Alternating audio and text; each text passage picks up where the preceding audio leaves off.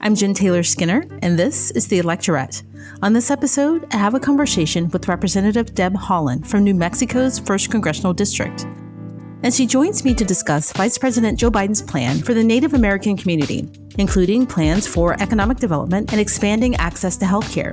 We also discuss the crisis of missing and murdered Indigenous women and what needs to happen to finally curb that crisis and to stop the epidemic of violence against Indigenous women and girls. So without further ado, here's my conversation with Representative Deb Haaland. Well, Representative Haaland, welcome to the podcast. Thank you very much for having me. Yeah, it's been an incredible week. We started the week off, of course, I think it was Tuesday with the presidential debate, the first one of the election cycle, which I was, for one, really excited about, but for lack of a better word, it was kind of disastrous.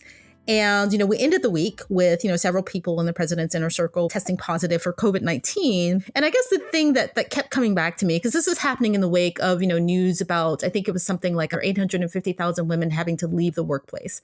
Like all of these things are kind of distracting us from this inequality that women are still facing, especially with Native women, because we're just ending, I think last week it was Native American Women's Equal Pay Day.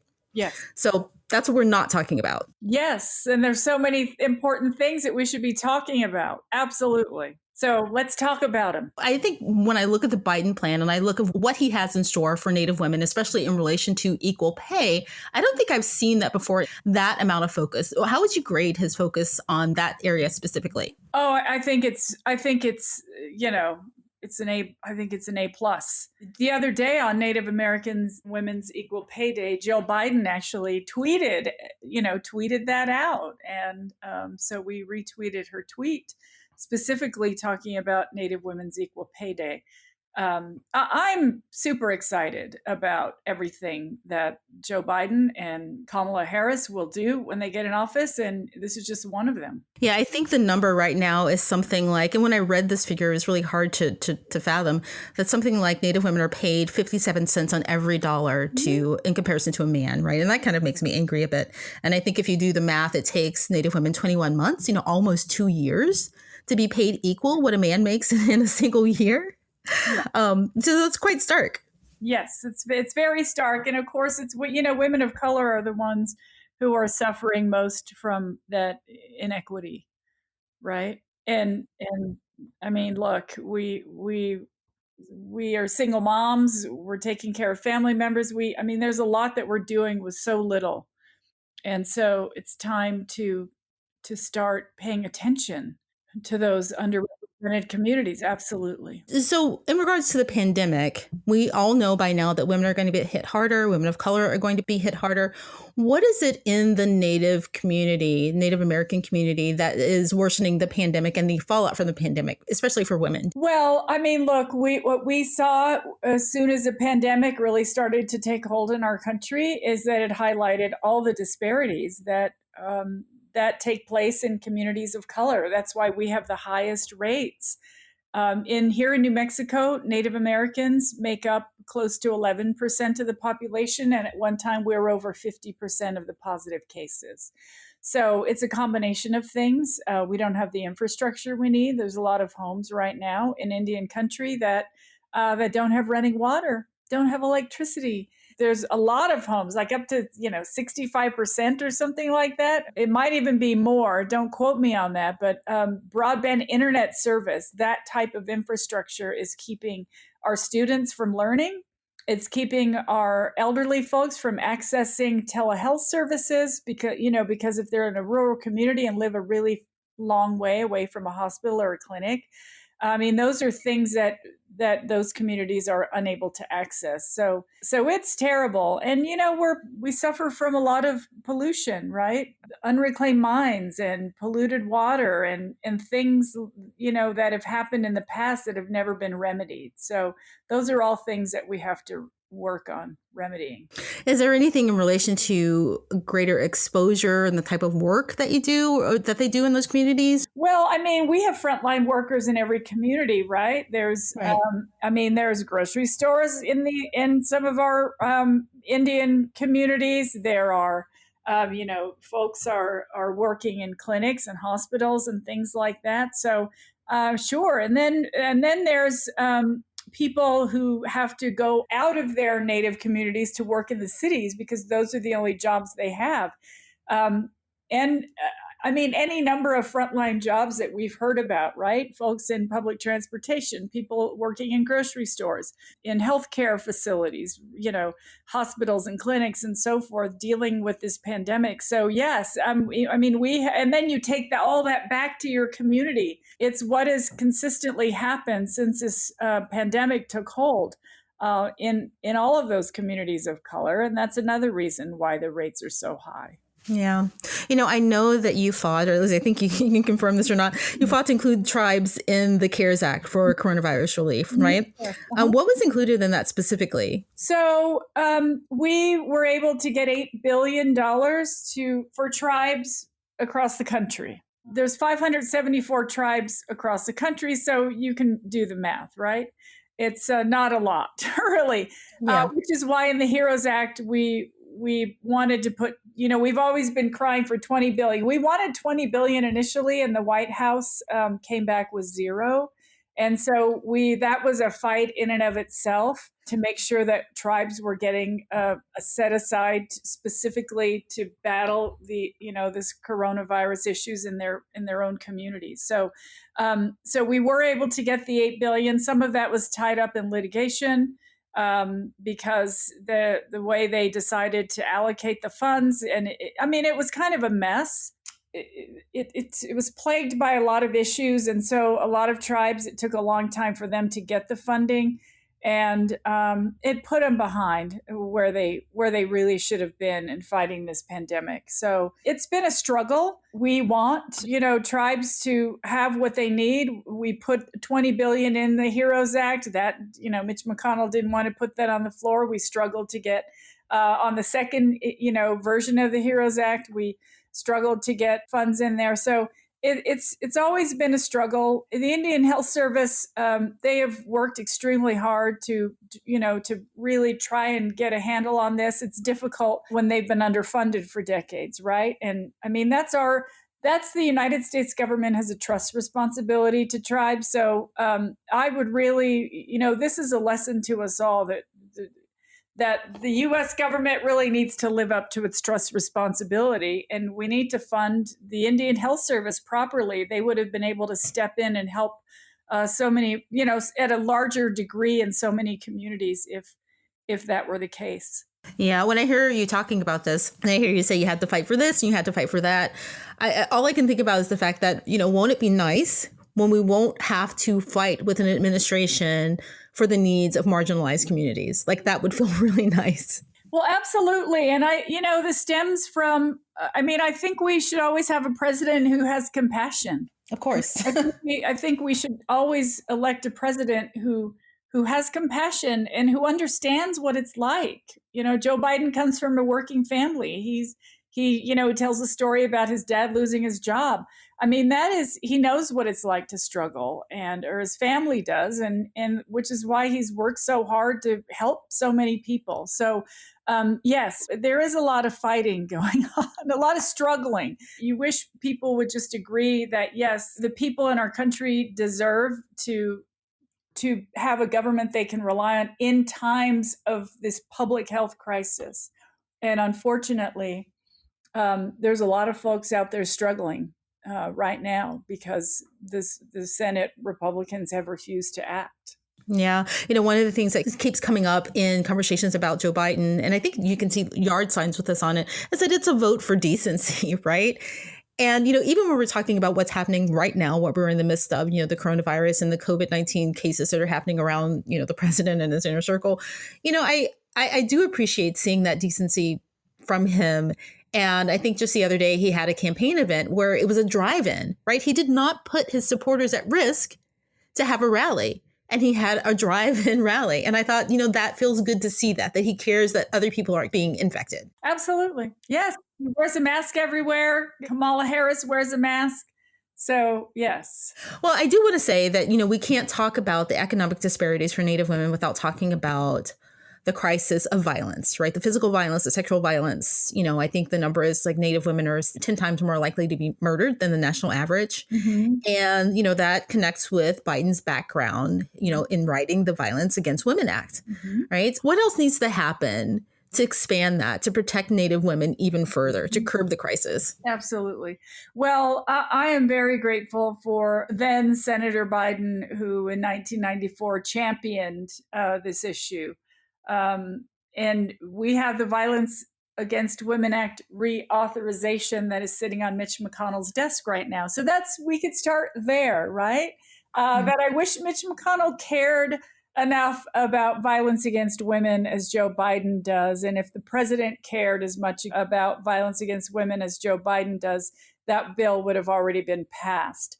That bill actually had two provisions in there, amendments that I was able to pass. And one of those helped urban women to access victims advocate funding in state courts, because this happens off reservation too, right? Native women in urban areas, they deserve to be protected just as much as women in their own Native communities. So I think the Violence Against Women Act is a good first start, and that needs to pass. And I know when the Senate changes and the White House changes, that will immediately happen and we'll be in a much better place. This past week, we were able to get two bills passed. Cross the finish line. I was at a signing ceremony with Speaker Pelosi, very proud of her and her commitment to Native women as well. We got Savannah's Act and the Not Invisible Act of 2019 passed, and they will be signed into law. So these are two bills. One, Savannah's Act, of course, it works to close the loop on data sharing. Right? You can't work on this issue with so many different law enforcement agencies and not have them communicate with one another. That absolutely has to happen. Additionally, the DOJ would develop training specifically for missing and murdered Indigenous women. The Not Invisible Act of 2019 creates a commission of tribal leaders, federal law enforcement agencies, advocates, or families of victims to come together and make recommendations on what it is that we need to do. Missing and murdered Indigenous women has been happening since the Europeans began to colonize this continent back in the late 1400s. It's been ongoing for centuries. This is a start, but to untangle that centuries-old crisis that has gotten worse in our country, we absolutely will need to learn more, we'll need to fight more, we'll need to untangle that. And there will be legislation on into the future to remedy this. It's unbelievable to me that the Violence Against Women Act is just sitting there and, unpassed. And I don't think we talk enough about how successful that was when it was first passed. I think there was a drop of about, 60% in domestic violence, right? So getting that back up, and then, the addition to the expansion that I think Biden wants to do. One of the things that happened under the Biden and Obama administration, or the Obama-Biden administration, is that I think that they expanded tribal governments' ability to investigate and prosecute non-Native people who assault Indigenous women. Mm-hmm. I think, Biden wants to expand that, right? Is that part of his plan? Well, sure. I mean, if you're a non-Indian and you commit a crime within a tribal jurisdiction, you should be held accountable, right? Yeah. Why? I just don't. I don't understand what the big issue is. That's something that I think the Republicans, don't want to see, which I don't understand. I thought they wanted to be tough on crime. Apparently, they don't. Yeah. Right. This is as you mentioned, 10 times the rate of other communities. We have to do something about this and do it now. What do they say when they reject bills like this? Like, what explanation could you possibly give? Well, they did. Some folks did raise that issue that the jurisdictional issues in the bill were problematic for them. I think one of the senators decided to write her own bill And it, took out that piece. It took out the teeth that tribal courts or, tribal prosecutors would have to protect their own women. If I recall, it was going to make the U.S. government or the DOJ run audits on tribal courts every year, which seems really ridiculous because, tribes are sovereign nations. I mean, if you say that, tribes could, pass laws that say we want to run an audit on the, on the United States Department of Justice or whatever, right? I mean, it just seemed really ridiculous and cumbersome, and it didn't make any sense at all, and really undermines tribal sovereignty. So sovereignty is, it's something that we're bound to as lawmakers, as a legislator. I have an obligation to the tribes. It's a government to government relationship. I need to listen. I need to act. It's not that hard to understand. Yeah, that one's gonna plague me for a while. I can't fathom why, because it's not like their conservative base is asking for this not to happen, right? So I just can't wrap my brain around it. Why you just wouldn't want all women to be safe? And like you said, they're the party of law and order, and they're also courting women, right, and people of color. Presumably, I guess on the surface, maybe it's performative. Obviously, it's performative, but yeah, I can't make sense of that. But I guess we can't read their minds. Exactly. But I do want to talk to you about healthcare, in closing, because that's on everyone's mind. We're in a pandemic. And, again, that's one of the things that currently falls short for the Native American community. And I know that, Biden, of course, wants to expand the Affordable Care Act. What does that mean for the Native community specifically? What expansion does he have in mind that would help close those gaps? Well, I'll tell you, the Affordable Care Act has helped Indian country tremendously. And especially for the states that took the Medicaid expansion. So the Medicaid expansion should be, it looks like the people of Oklahoma voted for that this time around.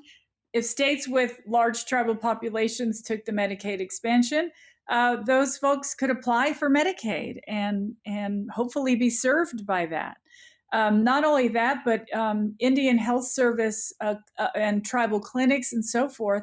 If a tribal member is on Medicaid and they go to a tribal clinic or an IHS hospital or clinic, they can bill Medicaid for those services, and that means that's more.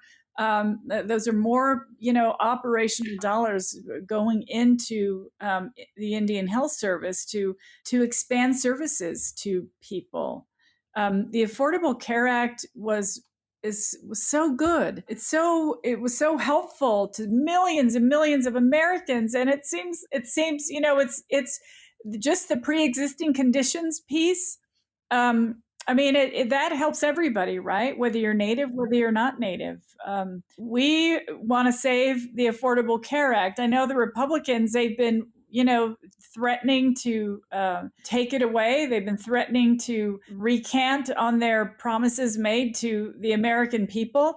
I just think it's going to be a disaster if they do that. Millions of people will automatically be taken off healthcare. My daughter was able to be on my healthcare while I was here in Congress until she turned 26. And so it's helped a lot of people in our country. And I guess that's why they want to do away with it, because they don't want to help people. You're stumped for answers. Like, why would you just not want to help people with something as basic as, your right to health care?